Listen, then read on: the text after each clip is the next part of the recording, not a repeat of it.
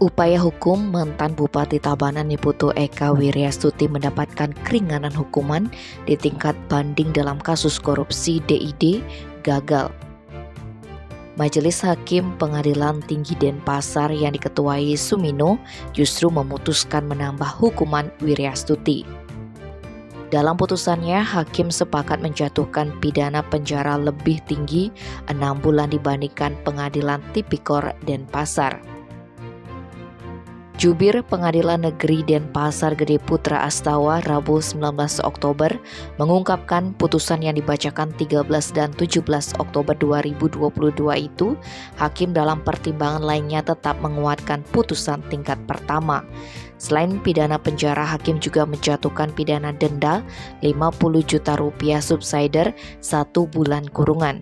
Dalam perkara ini terdakwa disebutkan terbukti menyuap Yaya Purnomo dan Rifa Surya, keduanya PNS Kemenkeu, dilakukan bersama-sama dengan Dewa Nyoman Wiratmaja. Perbuatan ini ditegaskan terbukti melanggar pasal 5 Undang-Undang RI nomor 31 tahun 1999 tentang pemberantasan tindak pidana korupsi sebagaimana dirubah dengan Undang-Undang RI nomor 20 tahun 2021 tentang perubahan atas Undang-Undang RI nomor 31 1999 tentang pemberantasan tindak pidana korupsi Jungto pasal 55 ayat 1 ke 1 KUHP Jungto pasal 64 ayat 1 KUHP.